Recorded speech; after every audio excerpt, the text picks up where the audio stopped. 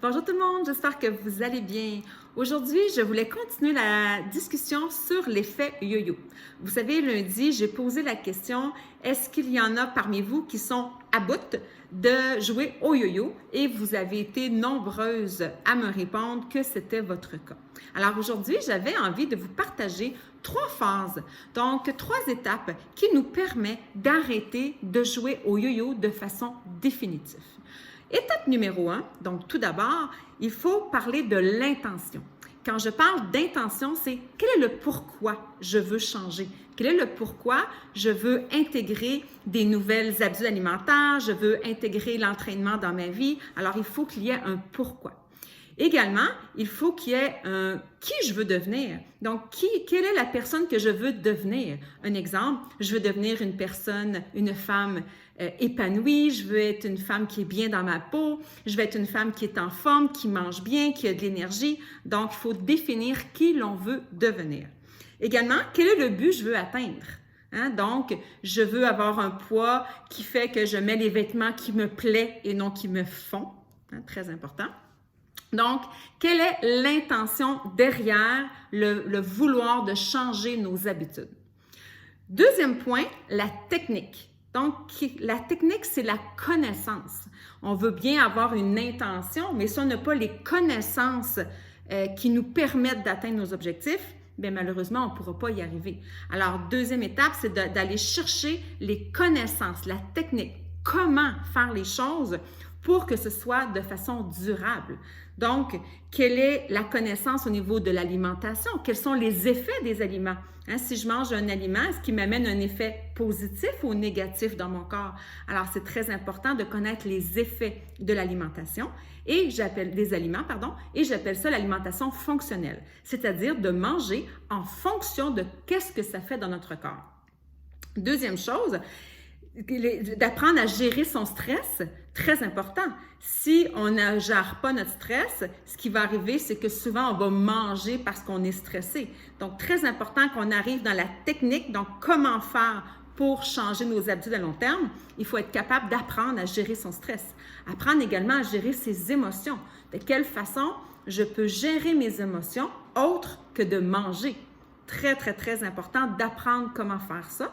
Très important également d'apprendre au niveau de l'alimentation, de ne pas être obligé de calculer, de compter des points, de peser les aliments. C'est sûr que si on embarque dans ça, on ne peut pas garder ça à long terme. C'est impossible.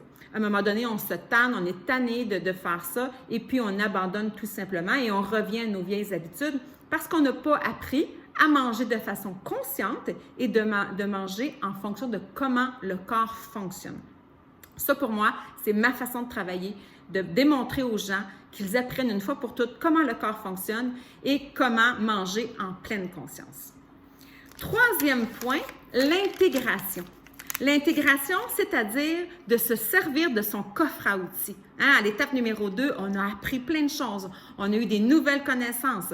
On a eu vraiment une technique pour arriver à notre but de perdre le poids. Maintenant, l'intégration qui est l'étape numéro 3. Comment je peux me servir de mon coffre à outils quand je rencontre une difficulté?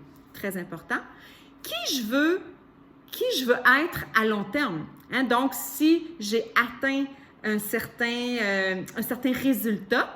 Donc, j'ai plus d'énergie, je m'apprécie plus, j'aime le corps que je vois dans le miroir, je mets des vêtements que j'aime. Donc, comment je peux faire pour garder la personne que je suis et pas revenir la personne que j'étais avant? Très important. Et quelles sont les habitudes que j'ai intégrées? Il faut les noter. Donc maintenant, le matin, je mange ça au lieu de ça. Ça me donne telle énergie. Donc, c'est un processus qu'on travaille pour vraiment garder l'intégration.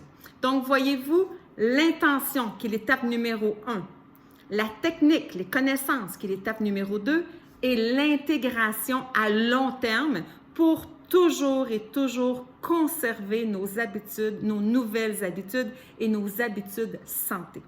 Sans ces 3 paliers-là, sans ces 3 étapes-là, malheureusement, l'effet yo-yo est vraiment présente. Parce qu'on n'a pas appris les bonnes choses, on se tanne, il y a plein de raisons qui font qu'on n'a pas appris à gérer nos émotions. Donc, il arrive plein d'obstacles et ce qui fait qu'on joue au yo-yo, on part, on reprend, on part, on reprend. Probablement parce qu'on n'avait peut-être pas une bonne intention ou l'intention n'était pas assez forte, parce que les connaissances qu'on avait n'étaient pas suffisantes pour le long terme. On a juste appris à compter des points, on n'a pas compris le pourquoi derrière ça. Et on n'a surtout pas intégré toutes ces notions-là à long terme. Alors, c'est ce que je voulais partager avec vous. Je trouvais ça important. Cette semaine, on parle du yo-yo et je trouvais important de vous parler de ces 3 étapes-là. Si vous avez des questions, si vous avez des commentaires, gênez-vous pas. J'adore quand vous interagissez avec soit mes textes ou mes vidéos. Écrivez-moi en commentaire ou écrivez-moi en privé. Ça va me faire super plaisir. Sur ce, je vous souhaite une super belle après-midi.